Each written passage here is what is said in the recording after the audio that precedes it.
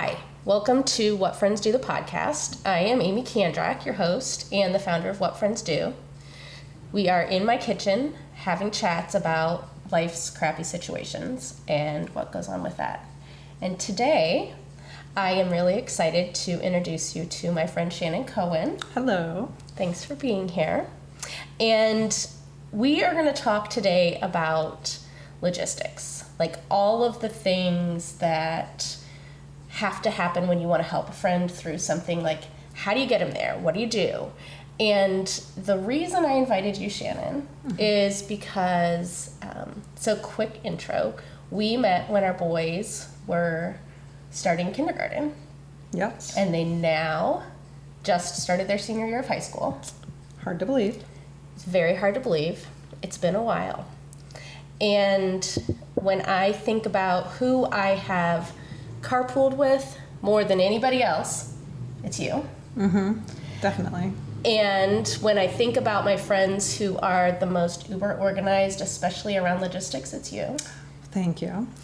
And then I was like, oh, and professionally, it also happens, and this, I don't mean it to sound as bad as it maybe just sounded. Yeah. But professionally, you are an attorney in transportation and logistics. Exactly. So it's my world. Thanks. I don't always tie those two together, but it really does form kind of the backbone of my life. That's the common thread through all of it. So kind of odd. Well, I'm really glad that we could have you here to talk about it. Yeah.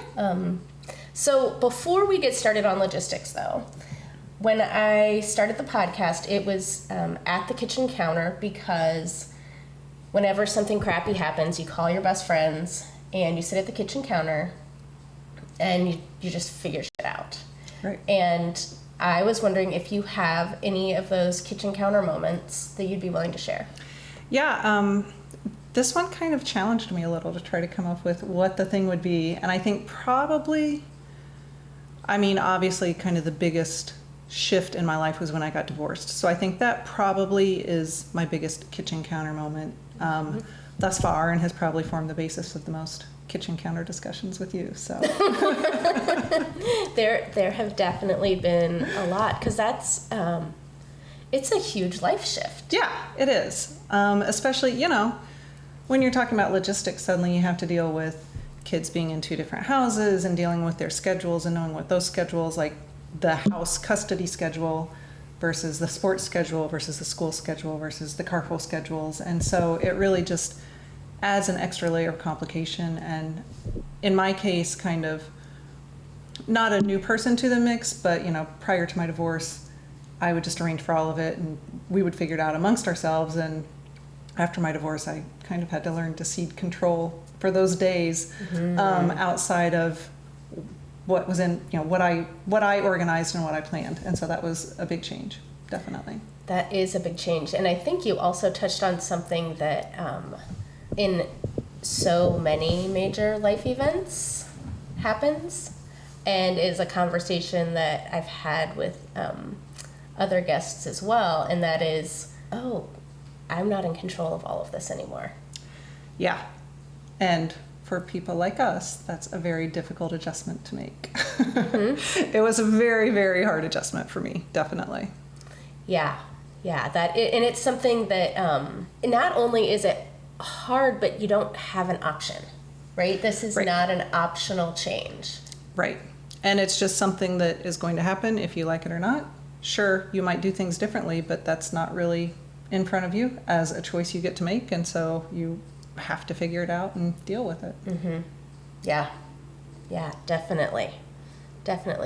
Well, let's start talking even more about like the nitty gritty, because when something happens, and like divorce is one big thing, but when I broke my foot, right, the first time.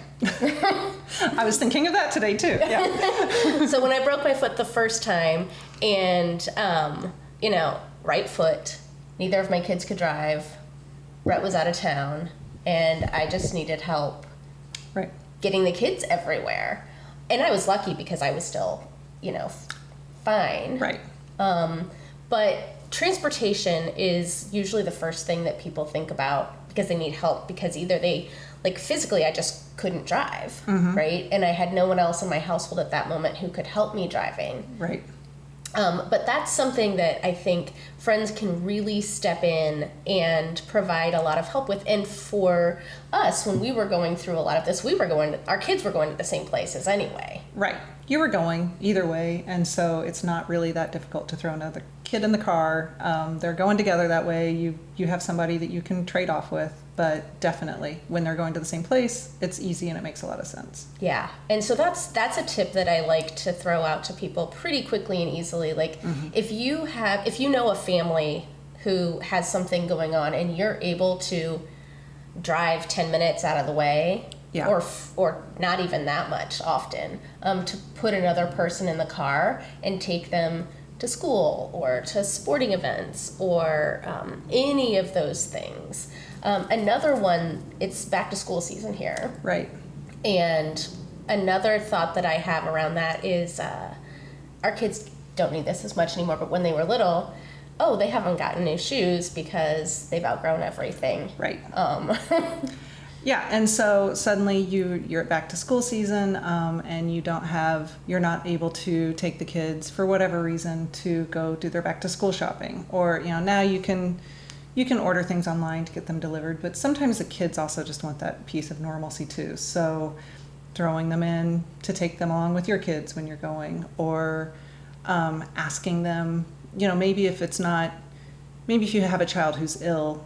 That child who's ill can take up a lot of bandwidth too. So maybe it's you come and stay with the sick kid, and while the parent gets to take the kid who maybe is feeling a little more ignored out and just have some normal time together. I think that makes a big difference. I think that's a huge one. And actually, when we talk about just any of the logistics, going and sitting with the person as a respite for the caregiver is so huge. So maybe like another space that I like to remind people about is driving people back and forth to appointments. Right. But if you can go sit with the person who needs help so that everyone else can go to their appointments, world of difference. Yes. Another thing, so I was lucky enough to have a nanny for, part of my kids' school age years before they could drive. And actually my mom did this the first year, and then I just asked the nanny to do it after that. But for people who don't have that option, gifts are kind of overwhelming. If you've got kids, if the parent is the one that's going through something, in my case it was divorce, but if you have an ill parent, or if you have somebody who's taking up a lot of bandwidth, it is Christmas time, or it's Mother's Day, or it's your parents' birthday, and the kids don't have a way to go get presents. And I'm going to get teary. That stresses them out because it's something that they want to be able to do, and it's something that, normally the other parent would go and be like, oh, let's go get mom Christmas gifts or whatever. And if you think about that and give them that opportunity to do it, then that's something that little piece of being normal. So, sorry, didn't mean to get teary-eyed on that one. So a disclaimer that I always throw out here at the beginning of each podcast is I cry always. Oh, I'm a crier, so. Well, I'm happy that. Yes. Hey, thanks for crying before me on this one. You're welcome. So far, I'm a giver. I appreciate it. That's why we're friends. That is so important, right? And I think it's something that people maybe not think about, and maybe not in divorce. That's not one that they as a friend, right? It might not occur to you as much. Yeah. And also in kind of acute situations, it might not occur to you either. Didn't even think about the fact that mom and dad or sister all had a birthday while somebody else was in the hospital. Exactly. And if you can help provide that sense of normalcy, and not even a sense of normalcy, you're just helping make the special things happen that are special. Exactly. And you're taking some stress off the kids. We both know that my youngest is very emotive and very expressive of his feelings. And so I was clearing papers off of off of a table, and it was something that had come home from school, and I picked it up, and it was a bag, and I took it up and I opened it, and I was like, oh, this is so great. It was like a little ornament or something. He's like, Mom, now I don't have a Christmas gift for you. And, it was just like crushing to him, because that was his chance to have a gift. And so it really helped put it in perspective for me, because it's something that's important to the people who maybe aren't directly impacted. And it's something that makes them feel like they're still in a little bit, they're contributing, and that they're doing what they need to do as part of a family too. So I think sometimes those immediate needs get met, but then it's that extra stuff that makes people feel balanced, that doesn't get met and is harder to remember to do, I think. I really love the one sentence that I'm going to pull out that you just said, which is making them still feel as an important part of the family. Yeah, right? exactly. Because so much is happening. And so anything you can do to help with it, I just love that so much. Yeah. I just love that. So Yeah. I think it's a good thing to remember. Yeah, that is great. So other tips, other things that I like to talk to people about, like rides to and from appointments. So let's talk about like the nitty gritty logistics around that. So when we were little, what that meant was, is there a car seat in the car? Right. Oh, great. Thank you, neighbor, for offering to go pick up my kid, but they actually need a car seat, right? Or something weird like that. So just thinking through all of the extra steps that might be required if you're helping someone. Like, again, when I've had a broken foot, is the car a car that I can get in and out of easily? Right. And when you have a friend who's going through any kind of like medical treatment, getting into a really tiny sports car or climbing up into a really large SUV actually might be really difficult. Exactly. Yeah. So yeah, I think that's a great one. So as far as, obviously I'm thinking kids right now, because that was kind of the logistics I had to figure out, but how is the child getting to you? And that can be a big one. And a lot of people say, if you can drop them off at my house. And in normal carpool situations, that's really perfectly fair. But if you're trying to help somebody out in an urgent situation, in a chronic situation, that getting out of the house in the extra 10 minutes to get them to somebody else's house and back, sure, I can do it if I absolutely have to. But if you can come pick my kid up for me, that would be amazing. That is so critical. Yeah. Just thinking through... when somebody's in an acute, urgent situation, this isn't about what's the easiest way for me to help you. Personally, right. It is what is the easiest way for me to help you as the person. Right. So always putting yourself kind of in their shoes. Like, what extra steps, is this really helpful for them? Right. Right? Am I really making this easier for them? Because sometimes people offer help. Often people will offer help that's not as helpful. Right. It's helpful. Yes, I'll take it, but if I could, that is very helpful. Thank you very much. That extra, like, just lifting that burden off of them to be like, hey, I've got this. Don't worry about it. It's covered. Yes. I think if you're in a position to be able to, if you have a close friend whose child you may be responsible for fairly often, consider being put as an authorized pickup at school so you can go grab them from school, especially if something significant happens. You can go get them from school, but also on the day-to-day, dad is at home asleep. He's been trying to nap after taking care of the family for the last 3 weeks. Hey, I know that you finally got that chance to have a nap. I'm just going to grab your kid from school today. And that makes it really easy. Obviously, knowing how to communicate with the child in advance so that they know what to expect is another thing. If the kids are old enough to have cell phones, get their cell phone numbers so that you can not cut the parent out, but so that you can get in touch with them if needed. And obviously make sure that's okay with the parents and clear all of that. But if you can take some of the burden of communication off too, that's really helpful as well. Oh, that's really huge. Like, not having to go through third and fourth parties is often really helpful because the communication can just be so overwhelming sometimes. Exactly. Oh, and I love the idea of having at least one person designated as an additional authorized pickup. Exactly. It just, obviously I'm a lawyer by trade, so kind of getting those clearances in advance is on my mind, but also it just makes it easier. And then if you have a situation, the school probably knows you, you're able to just do that without as much hassle and trouble. Yeah. Yeah. Well, and then that brings up another really important point in all of the logistics of stuff, if especially with kids in school, making sure the school is just enough aware of the situation, because so many things can happen at school. Right. And so many people want to be able to help, and the school can actually, and this is a completely other podcast topic to talk about. Right. Like let's just go through school and everything you can do to help with the kids, but talking about making sure the school can be a little more flexible than maybe they are in other, because they can be, right, if they know the situation. Absolutely. You know, if you have a kid with special medical concerns, they can absolutely be aware of needing to eat during class, or needing to text home maybe during class when they otherwise wouldn't be allowed to, or seeing the school social worker. The school social workers are amazing, and it's a really good resource they have right there, and it's not something that everybody's aware of, but obviously, like you said, that's a topic for a different podcast, but schools really do have a lot of resources, and if you communicate with them, they can leverage those resources for your kid or for another kid.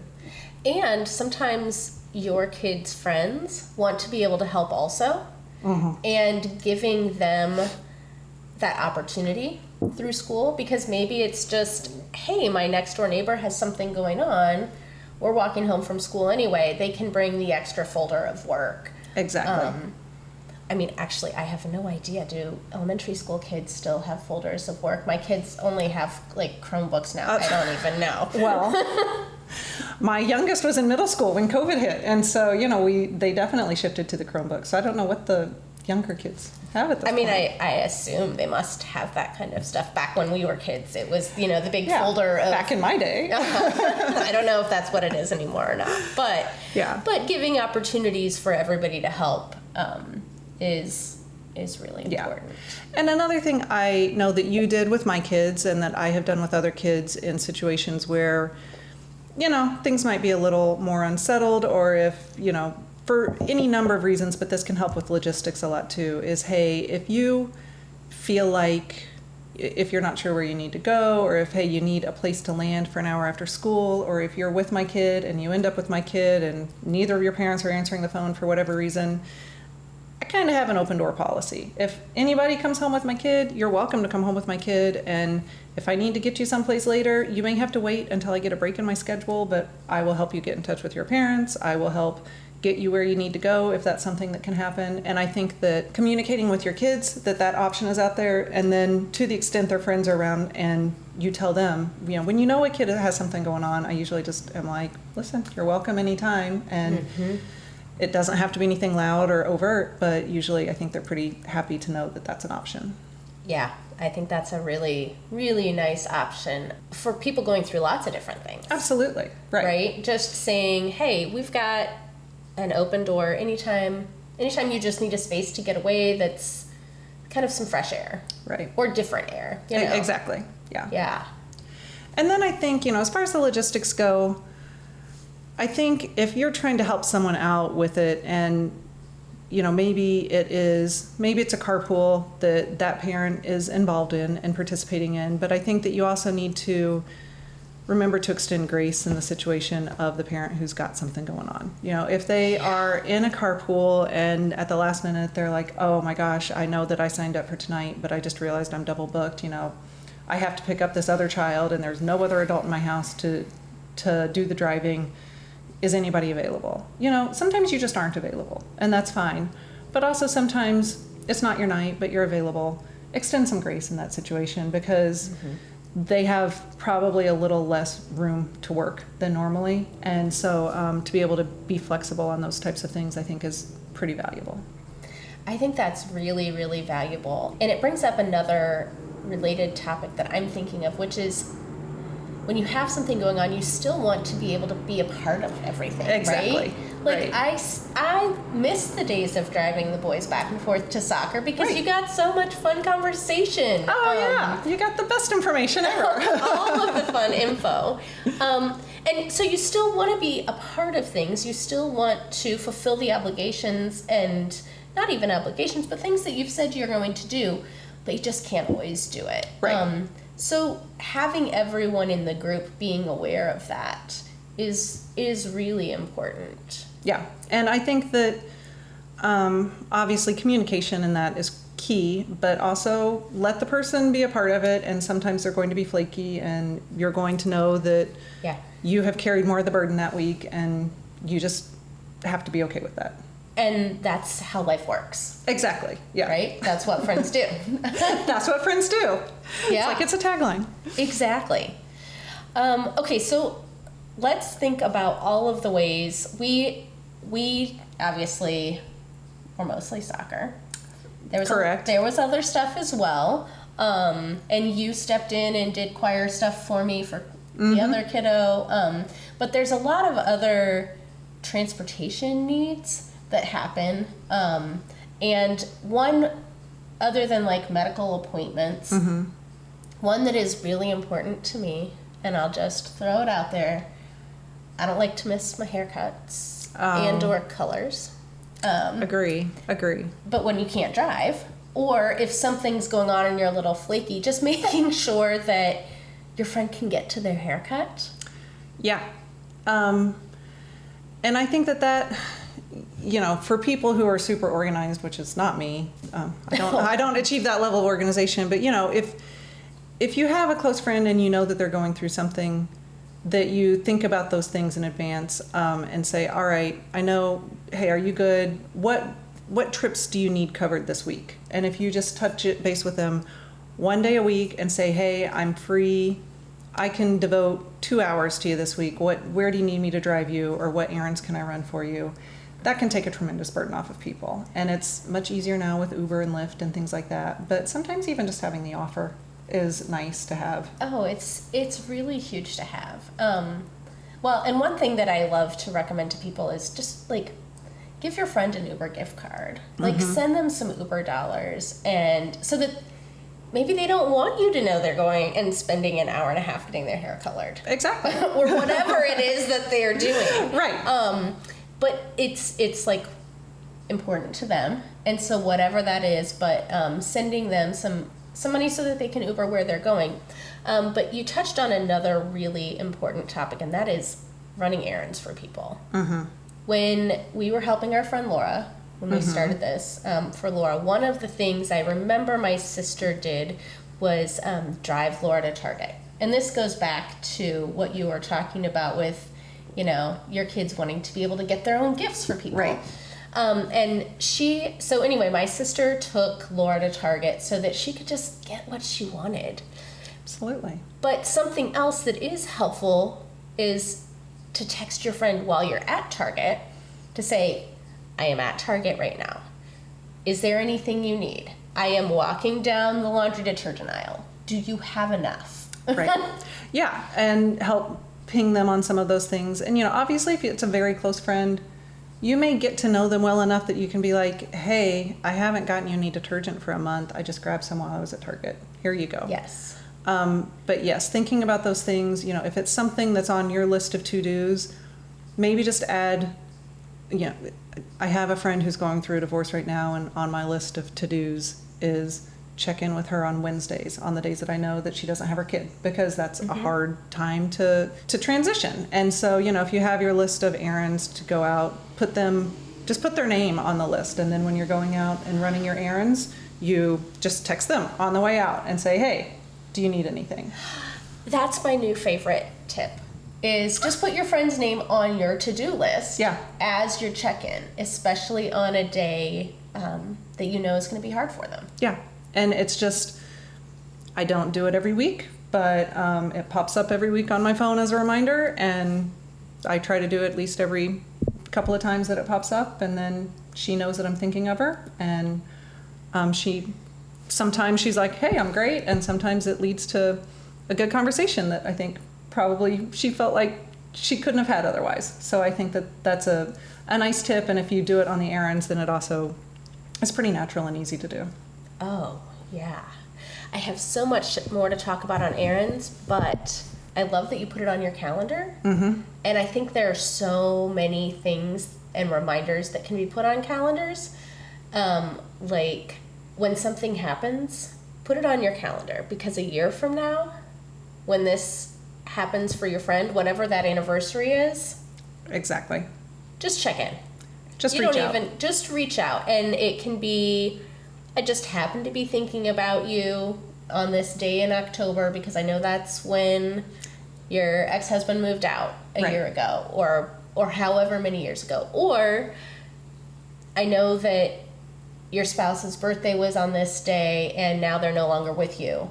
They're going to be thinking about these important dates. Right. And so writing all of those dates down as reminders on your phone, so huge. It's easy. You do it once. It comes back every year, and it's it's not that hard to do. So I agree. I love that. Yeah. Okay, so back to errands. I'm getting into the like I said, we're talking about the easy things, but one like logistical tip that I like is having if someone's going through something acutely, right? There might be a short amount of time, anywhere from a week to a month, where having someone designated as their daily check-in, right? So that person can text you in the morning and say, hey, I'm your check-in for today. Do you need any errands run? Do you need anything going on? Okay, granted, I'm going to go back to my broken foot because I've had it a lot. It's a recurrent theme. It seems to be a recurring thing, yes. I couldn't refill my ice at one point, right? When I had a broken hand and a broken foot, I just needed more ice. And if somebody, just a neighbor, could come over every 3 or 4 hours and refill my ice for me. Exactly. Or I couldn't heat up my lunch in the microwave. I had lots of food that people brought me, and it was super yummy, but I couldn't or even if it didn't need to be reheated, I couldn't carry it because I was on crutches. Right. Or something like that. So having someone who can just come over once or twice a day to get all of those items for you is really helpful. Exactly. And I also think it's helpful to think about the circumstances of people who may need that kind of help more. So some people have a spouse who works out of town. Some people don't have a spouse. Some people have a spouse who works during the day. Some people have 14 family members that live within a block and they are tripping over people inside their house.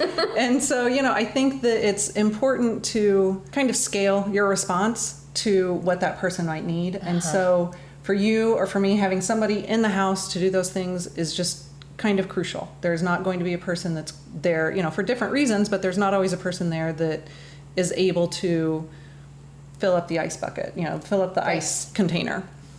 And other people, they've got somebody there that can do that, but they don't have someone that, maybe their mom is in out of town to help them out, and she doesn't know the area very well, and so they need help with just deliveries to the house. And so I do think it's important to kind of think about, all right, what's this person's situation, and how can we funnel the logistics side of things through a small enough number of people that they're not just being bombarded on all sides by like completely conflicting offers and information, and it becomes something else they have to manage. So I think that that's a good tip, is having one person designated as a check-in person, and hey, this is what you need, this is what you don't need, and direct efforts in the right way. Well, and like you said, not having to manage 15 different people coming in and out of the house all day. Right? And as the person who's helping, I know that I've got the day blocked off. It might be that it's a completely gift day for me to not have anything that's needed if you don't need any help that day. Or it might be that you need me to drive to the pharmacy and go pick up cat food and go to the grocery and drive you to an appointment because something randomly happened. Right. Or it might be that you don't need anything. And it's just a fun way to send a text and check in and see how everything's going. Yeah, absolutely. Yeah. One thing I'm thinking again around appointments. Because that's something that in a medical condition there's a lot of. Right. And people often think about chemo buddies. And I think there's a whole podcast around chemo buddies. But when I'm thinking around appointments, and even, like I said, clearly I've got hair on my mind, but but just getting to the appointment is not all of it. Right. You got to bring them home also. You have to bring them home, and you have to think about what they might need when they're there. You know, like That's medical exactly. appointments are easy. If you need a wheelchair, the wheelchair will be there. Hair appointments, maybe they're going to need help into the salon, or maybe they're going to need a special, you know, maybe you have to bring their shower chair so that they have some place to sit during the appointment itself. Exactly. Yeah, exactly. I think you need to pretend that you are going as the person and just walk through everything you might need. And if you don't know, then I think you should ask them. I think you should ask. And they might not know either. Exactly. They might not know either. But also, as you're thinking through, going through this as the person, is this an appointment where I want someone else in there with me? Exactly.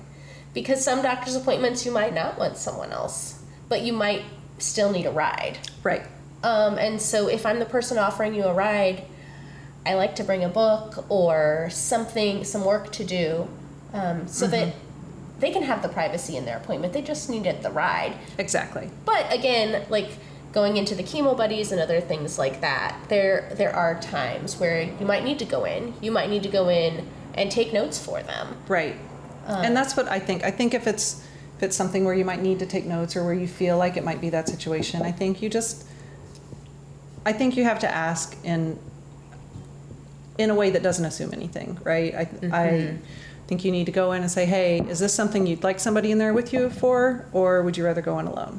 Rather go in alone. Okay, totally get it. If the doctor starts talking and you feel like it's something you need a second set of ears for, I'll be right outside. Just give me a call. Yeah. I think that's really important. I like it. And I'll also say, kind of, if you're in a situation where you're dealing with a lot of medical appointments, they eat up a lot of time.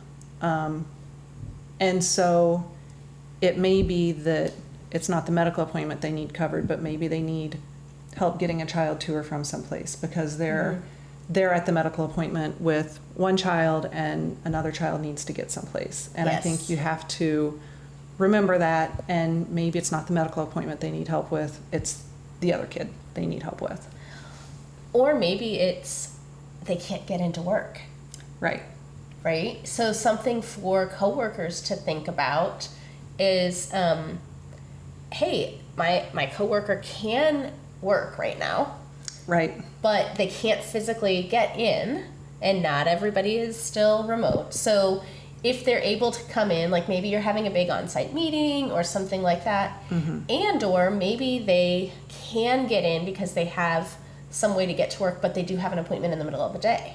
Right. And being able to talk, I know that you actually, I didn't even think about this ahead of time. Yeah. But this happens to be your other area of specialty in your firm. But thinking about as coworkers, can we take time to drive our coworker somewhere in the middle of the day? Do they need help logistically to get things done there? Yeah.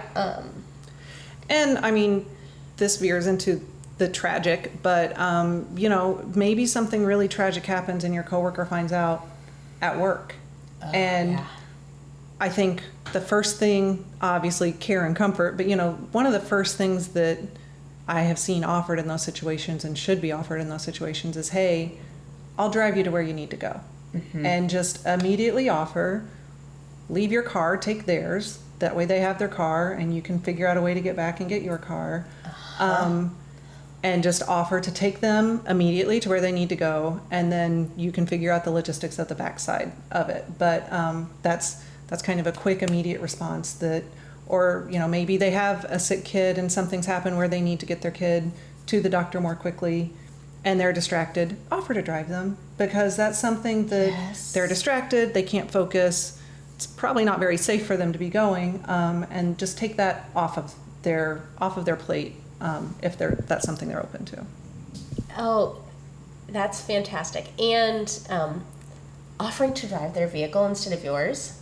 Like, so going back to one of the things that I mentioned earlier, like, and, you know, who knows what their vehicle looks like, but they're probably more comfortable in their own vehicle. Right. They probably know where everything is. They probably have, you know, this morning I had to go somewhere and I was not in my regular vehicle and I had to take another one that, it's still our car, but it's not my primary one. Right. And I didn't have all of my masks. Yes. And I was like, oh.